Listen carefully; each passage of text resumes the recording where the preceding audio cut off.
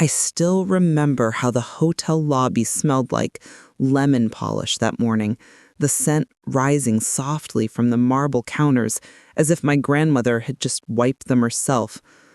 I stood there for a moment, letting my hand glide across the smooth surface. That marble had been part of my childhood. Cold, strong, dependable. I didn't know it then, but it would become the last place where I felt something close to safe.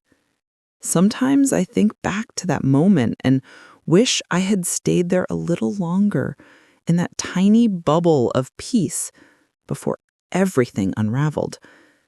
My grandmother, Eleanor, was built from quiet strength. She didn't raise her voice. She didn't need to.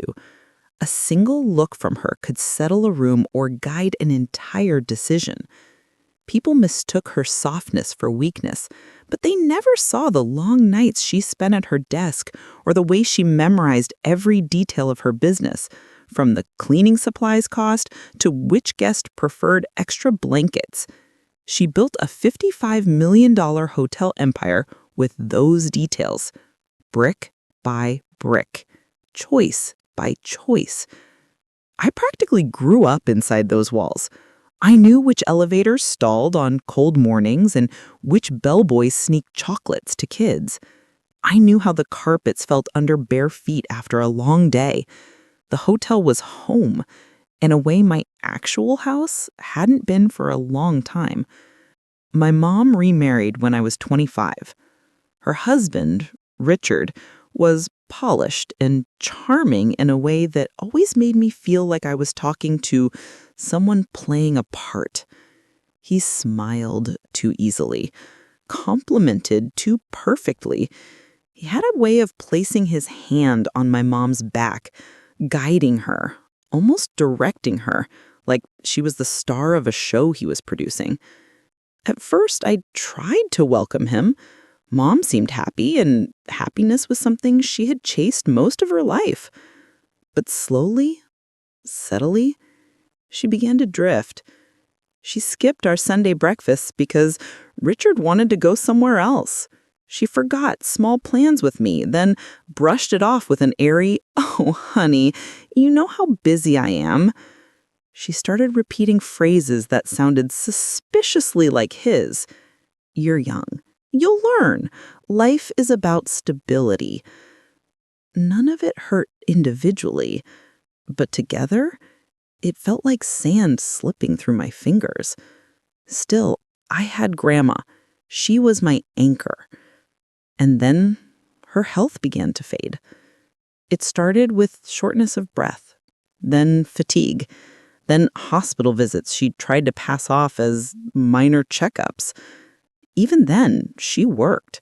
She insisted on walking the hallways. She insisted on greeting the older guests herself. She insisted she was fine. But I could see in the quiet moments, the way her hands trembled, the way she looked at me a little longer as if memorizing me, that she knew the truth. One afternoon, she called me into her private office. That room always smelled like old books and peppermint tea. But that day, it smelled like something I didn't want to name. Finality. She looked smaller in her chair, tired, softer. She said, "I've made arrangements." Just those words made my stomach twist. She slid a folder across the desk. Her handwriting was on every tab, her signature on every margin. I opened it slowly. "Grandma? This is—" "Yes," she whispered. "It's the transfer of ownership. The hotels. All of them. They're yours when I'm gone." I felt the world tilt slightly, like my heartbeat wasn't sure what rhythm to follow. I wasn't ready for this. I wasn't ready for her to talk like she was leaving. "But why now?" My voice cracked. "You're still here." She smiled at me gently. "Because I trust you. And because some people only show their real intentions when a fortune is lying on the table." She held my hand. "Promise me you'll protect it." I promised.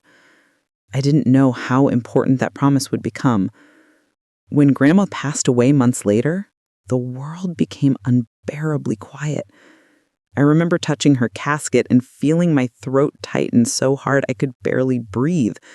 She was the one person who always saw me without judgment. Losing her felt like losing the only adult who truly understood me.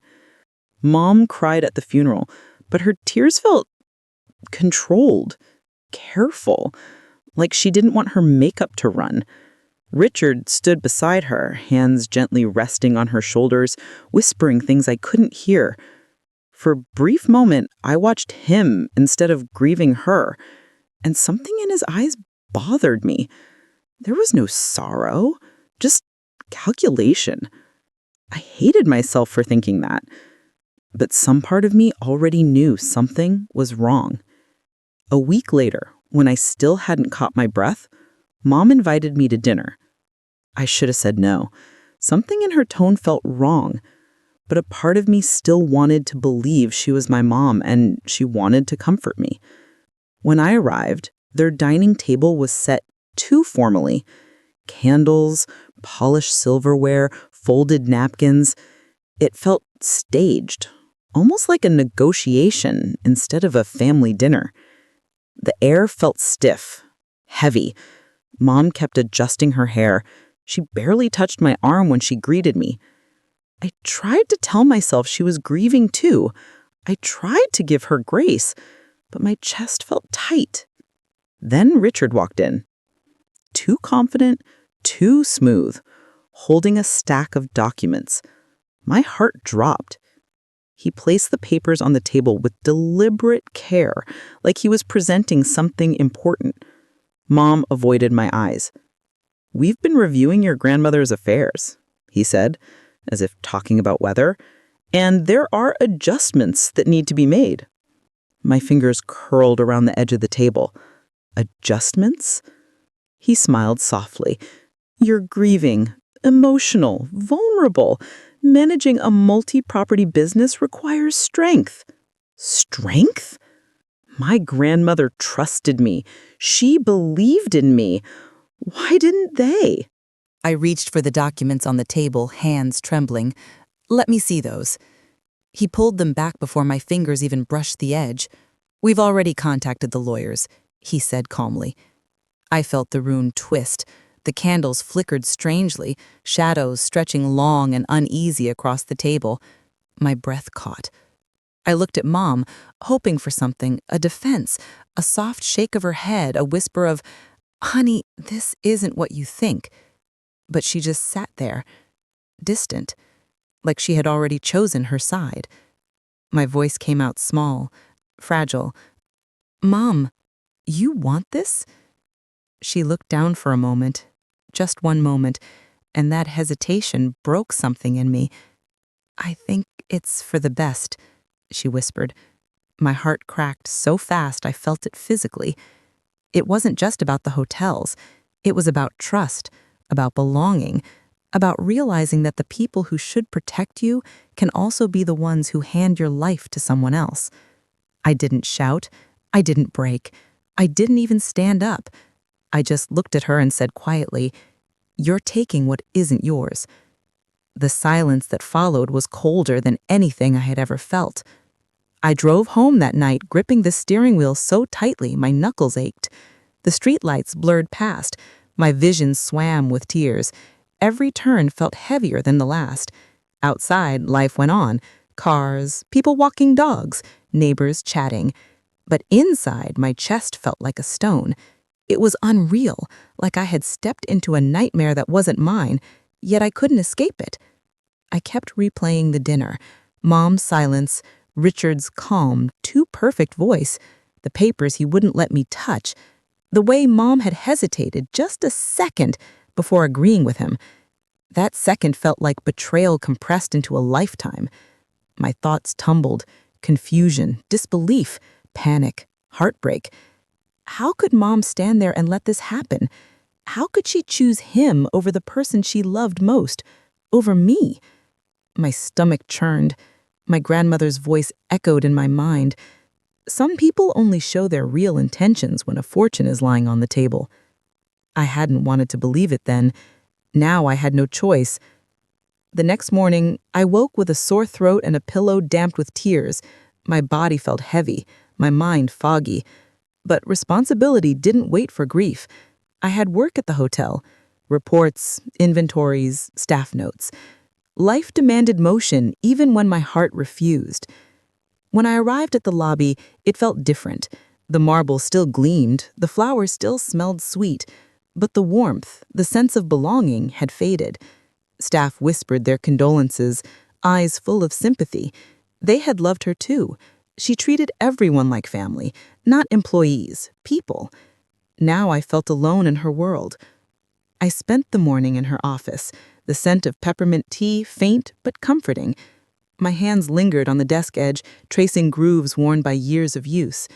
I remembered her scribbling notes, smiling softly at me. Memories came like shadows, warm, then cold. At noon, my phone buzzed, a message from Mom. "We need another meeting tonight, same time." No apology, no explanation, just an order. My chest tightened. I didn't reply.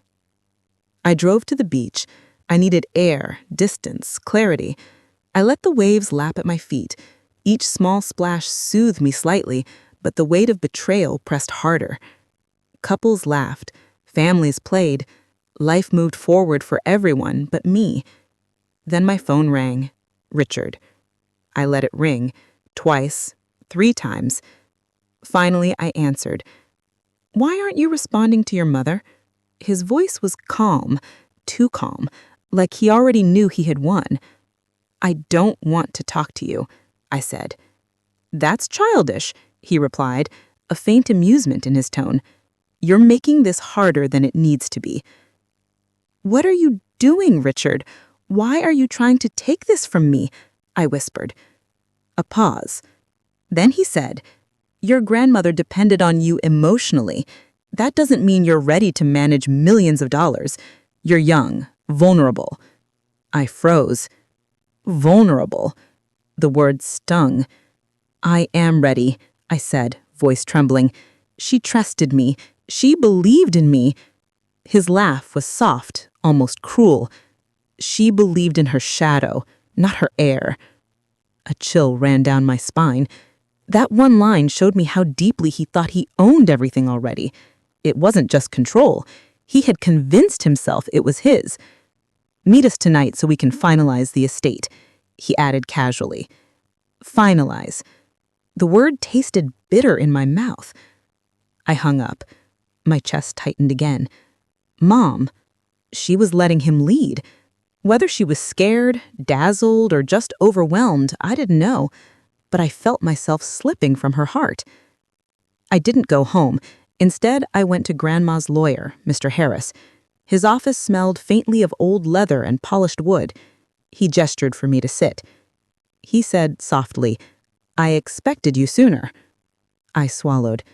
"You knew this would happen?" He nodded. "Your grandmother prepared thoroughly." The word thoroughly sent a shiver down my spine. He handed me a folder. My hands shook as I opened it. My heart raced. My eyes skimmed the first line, then stopped. I hesitated. My fingers lingered on the paper as if touching it could decide the future. Inside was a letter, her handwriting unmistakable. "Dear love, if you are reading this, it means the moment I feared has arrived. I'm sorry.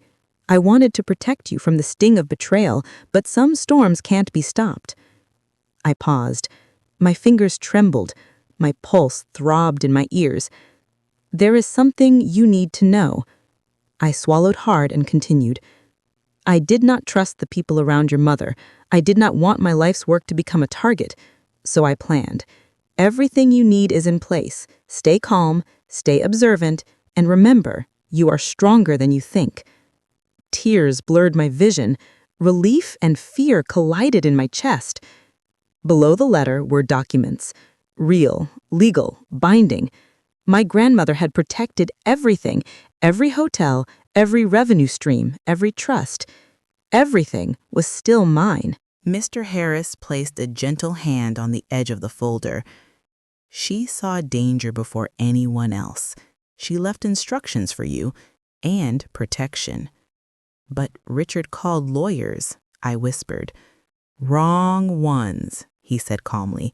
He has no authority without your signature. I exhaled, the first real breath in days, but fear lingered. They wouldn't stop.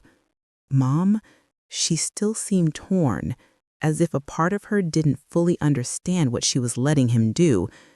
I remembered her hand at dinner, shaky for just a moment when he spoke, a fleeting glance that said she wasn't completely lost. That small gesture kept a tiny flicker of hope alive. I closed the folder carefully, hugged it to my chest, warm, solid, real. The sun was setting when I left his office. Orange light spilled over the sidewalks. For the first time since Grandma died, I felt a spark of strength inside me, a quiet, steady voice. You can do this. I didn't go to Mom's house that night. I ignored their calls and messages. I sat instead at Grandma's desk, in her lamp-lit office, her chair, her scent still faint in the room, and I whispered into the silence, I'll protect it, just like you asked. The battle hadn't started yet. Richard's manipulation was still a threat. Mom's indecision still lingered, but one thing had shifted. I was no longer powerless. The next morning, I woke with the weight of the folder still pressed to my chest. Sunlight filtered through the blinds, cutting stripes across the floor. Even with Grandma's protection in my hands, fear didn't disappear. Richard was still out there, moving pieces around like he already owned the empire. Mom, she was still torn, caught somewhere between loyalty, fear, and uncertainty. I had to act carefully. One wrong move, and everything could crumble. I arrived at the hotel early. The staff were setting up for the breakfast service, the smell of fresh coffee and pastries filling the air. I forced a smile as I passed them, hiding the storm of anxiety in my chest. They were watching me closely, whispering questions I couldn't answer yet. They didn't need to know that the woman they trusted to lead the empire was silently plotting her next steps while her own mother seemed ready to hand it over to a stranger. In the back office, I spread out the documents Grandma had left. Every property, every account, every trust carefully itemized. Her handwriting danced across the pages, precise yet tender. I traced a finger along the lines, feeling her presence. It reminded me why I had to be strong. Not for me, not for Mom, but for the life she had built and the people who depended on it. The first challenge came in the form of emails. Richard had already started sending recommendations to managers, subtly undermining my authority. Suggestions disguised as concern, almost too polite to resist. I read them one by one, imagining him sitting somewhere, smiling as he tried to manipulate everyone around me. I leaned back in my chair, rubbing my temples. The quiet cost of betrayal wasn't just emotional, it was exhausting. Every minute spent reading his messages, every phone call with confused staff was draining. The empire Grandma had built was alive, but Richard wanted to strangle it before it could breathe under my care. And Mom, she was still torn, caught somewhere between loyalty, fear, and uncertainty. I had to act carefully. One wrong move and everything could crumble. By mid-afternoon, I realized I had to do more than just sit with the documents. I made a list of priorities: secure the accounts, notify trusted managers, check contracts, review invoices. Every task reminded me that this was more than money. This was trust, legacy, love. That evening, I met with Maria, Grandma's former executive assistant. She had been with Eleanor for over 20 years. When I arrived at the small cafe, her expression was cautious but kind. "She has been sending instructions," she said quietly. "The staff are confused. They don't know whose orders to follow." I nodded. "I know. I have the documents. Grandma protected everything. But I need allies who know the business from the inside. Maria reached across the table, squeezing my hand. Then you have me. Whatever you need. Her loyalty was a relief. It reminded me that while Richard had numbers and legal papers on his side, I had people who believed in the values Grandma instilled, and that would count for something. The next few days were a blur. Every morning I combed through reports, checking every transaction. Every afternoon I called managers and employees to reassure them, to remind them that the hotels were under my guidance, not Richard's. I learned to spot his subtle manipulations, phrases that tried to sow doubt, promises that sounded helpful but were traps. And every time I saw Mom, there was that small flicker of hesitation in her eyes, a reminder that she wasn't entirely lost to him. One afternoon, while reviewing accounts in the main office, I noticed something Richard hadn't counted on, a pattern in his communications, slight inconsistencies, hints that he assumed compliance without proof. It was small, almost invisible, but it gave me an edge. I made notes, careful and precise. Every move needed to be deliberate, every word measured. I was learning to think like him, to anticipate his manipulations, but from a place of calm, not aggression. The tension grew inside me, private and suffocating. At home, I couldn't sleep.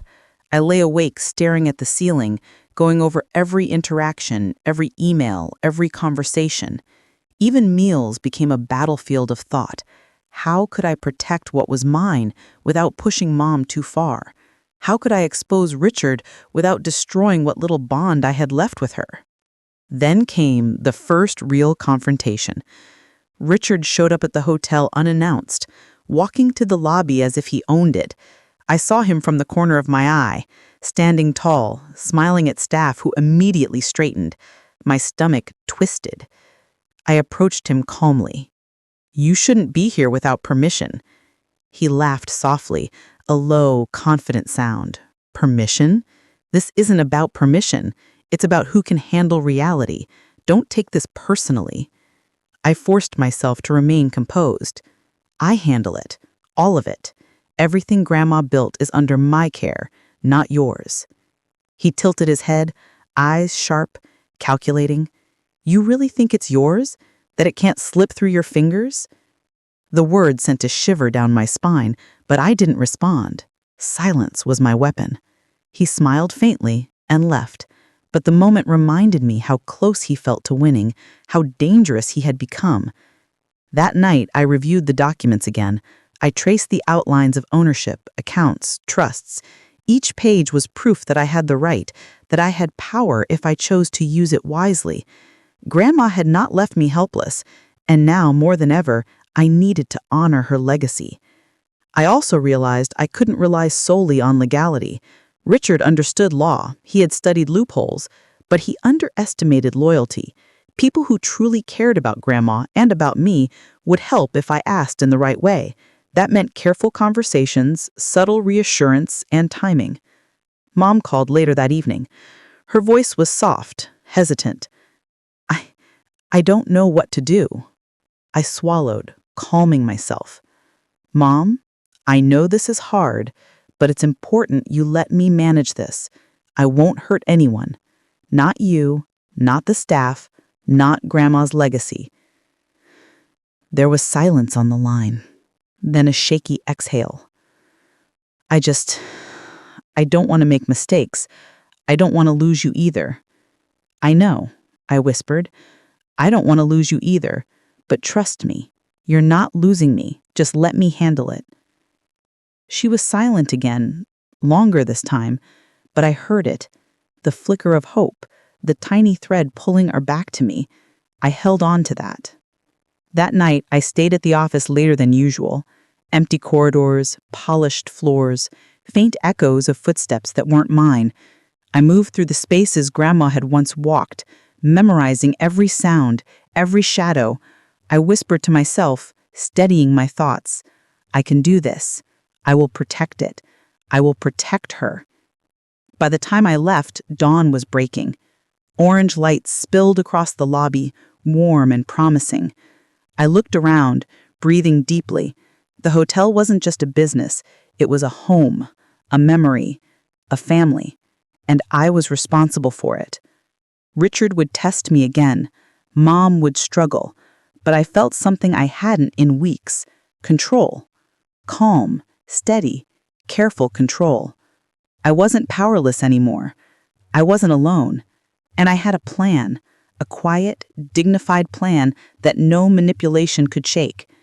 As I stepped outside into the morning, I whispered to myself, almost a promise, I'll protect it. For Grandma, for me, for everyone who believes in this. The battle had only begun, but I was ready. The days that followed were tense and exhausting. Every morning I arrived at the hotel, I felt like I was stepping onto a battlefield. Emails piled up, some from Richard, others from worried staff. The hotel buzzed with activity, but beneath the polished floors and shining marble, I could sense the unease. People whispered, managers hesitated, and every decision I made seemed to be second-guessed, even by those who had worked with Grandma for decades.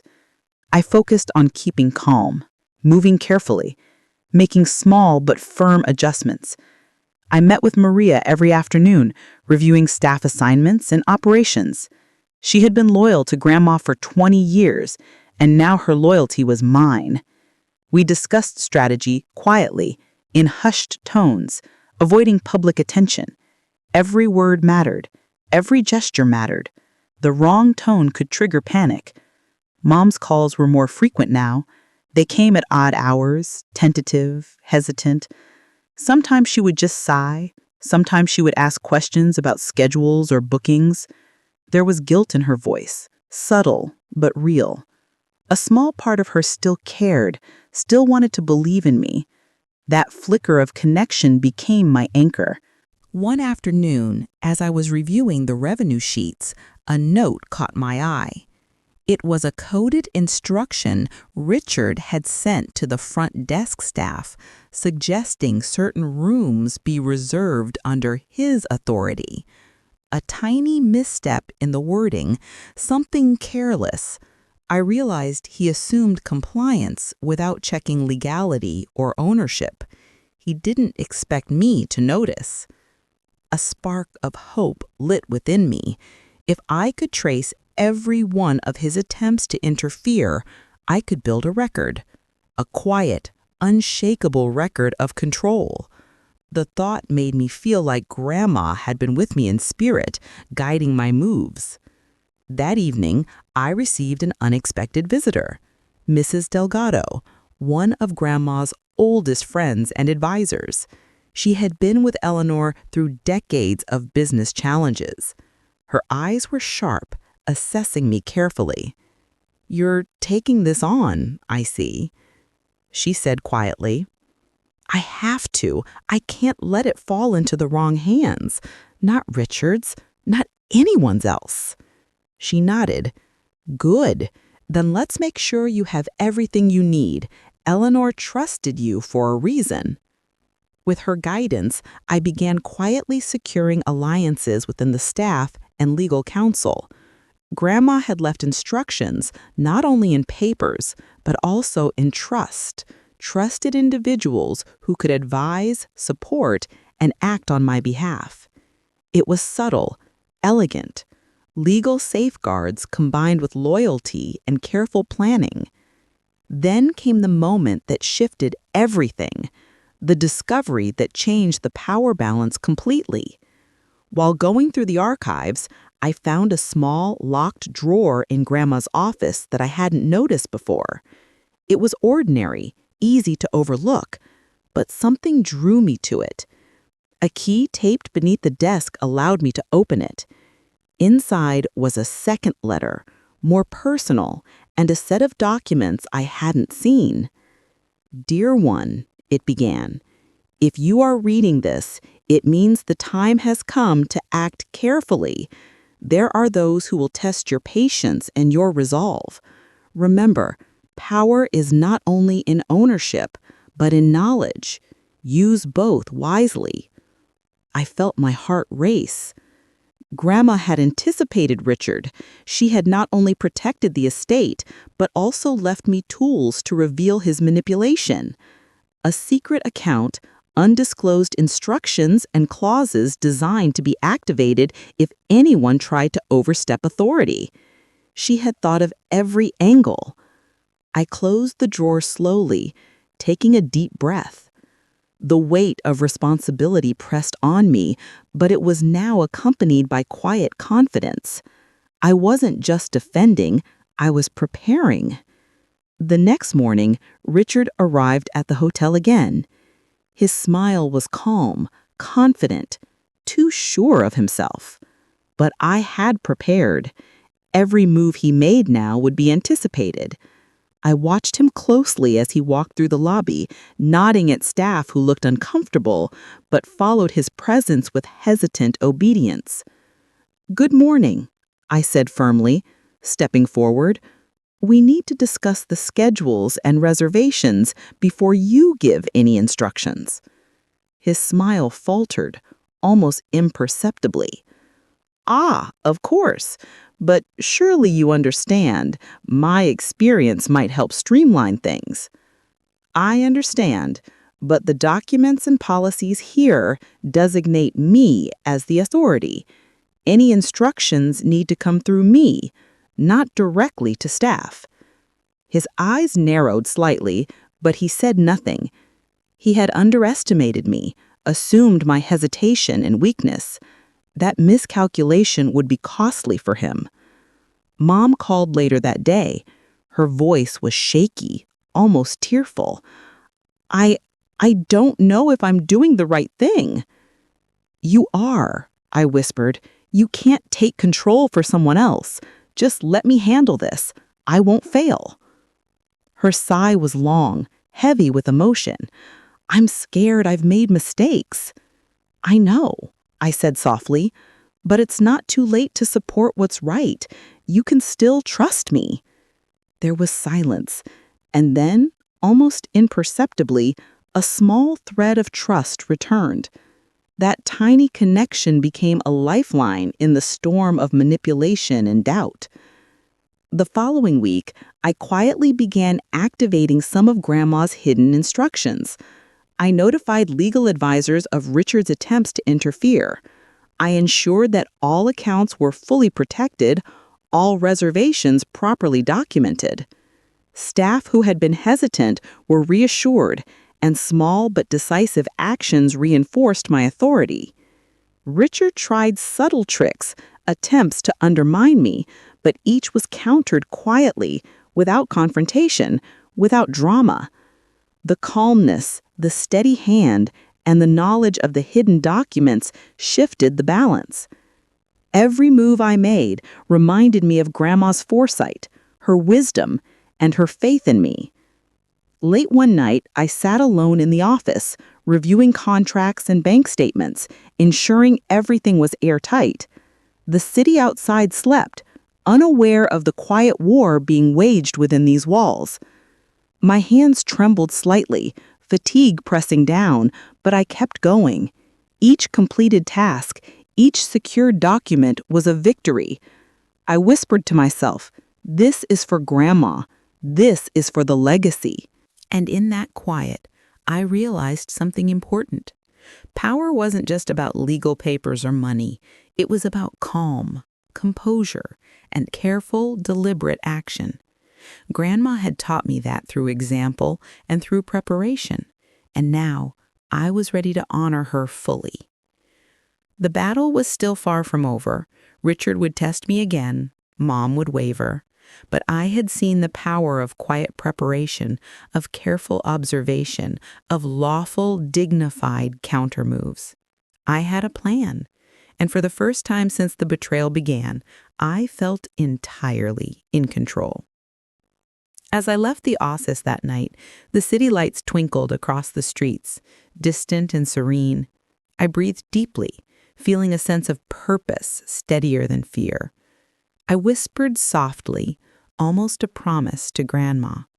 I will protect it. I will act with patience and wisdom, I will honor your legacy. And in that moment, I knew I was ready for whatever came next. The day of confrontation arrived, quietly, almost unnoticeable to the world outside. I woke early, a soft morning light spilling into my room, and took a deep breath. Today, everything could change.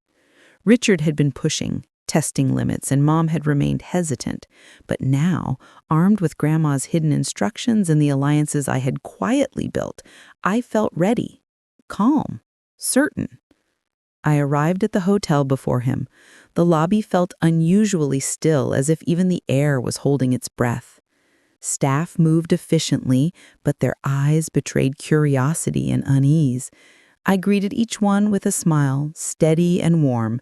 Their trust, their confidence in me, was a shield against Richard's subtle manipulations. Minutes later, he arrived, walking in as if he owned the space.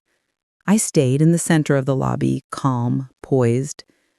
Richard, we need to finalize the schedule and reservations through the proper channels today. Please follow the documents. He smiled faintly, confident, but there was tension behind it. He didn't realize that their loyalty had quietly shifted. We moved to the conference room. Mom arrived, sitting quietly, her hands folded in her lap. I noticed her shoulders were tense, her eyes flicking between us. There was guilt there, yes, but also relief. She didn't have to make the decisions today. I would guide the outcome. Richard placed the papers on the table and began speaking, outlining his plans and recommendations. I listened carefully, calm, letting him speak, letting his own words demonstrate overreach. My hand hovered near the folder containing Grandma's instructions.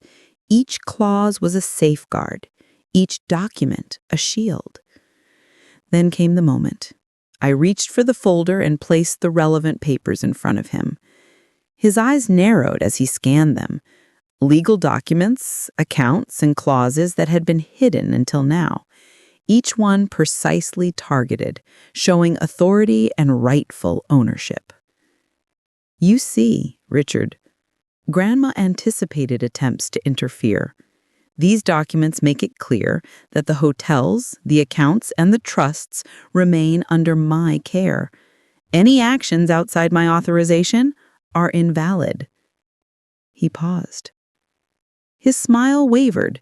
There was tension in the room that made my chest tighten, but I remained steady, calm. Mom looked down, whispering, I didn't understand. I thought... You thought what, Mom? That he could decide for us? That I wouldn't notice? Her eyes filled with tears. I didn't want to fight. I was scared of him. I reached across the table, touching her hand gently. I know, and that's okay. You don't have to lead this. You only need to trust me. The air was thick with quiet realization. Richard's confident mask slipped just slightly.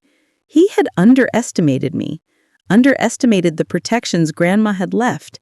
He had thought control was as simple as presence and persuasion, but ownership, real authority, required more.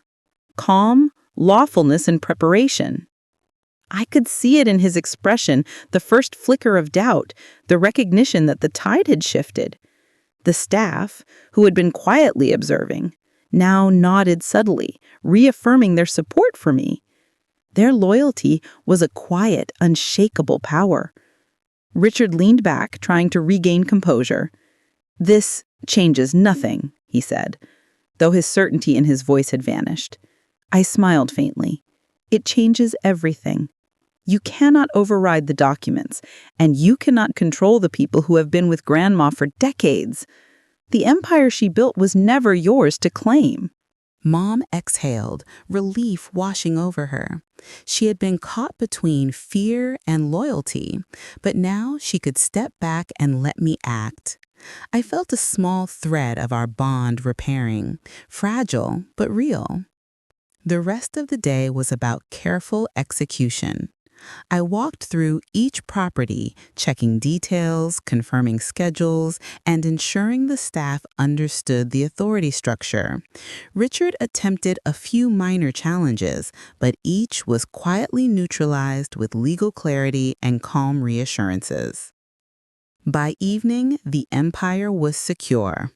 The staff, once tense and uncertain, now looked to me with respect and trust. Mom sat quietly in the office, sipping tea, finally relaxed. She didn't speak much, but her eyes met mine with a gentle acknowledgement, a silent apology, a quiet support. I stepped into Grandma's old office, alone for a moment. The scent of peppermint tea lingered faintly, comforting. I breathed deeply, reflecting on everything. Betrayal had felt like a tidal wave, crushing and relentless.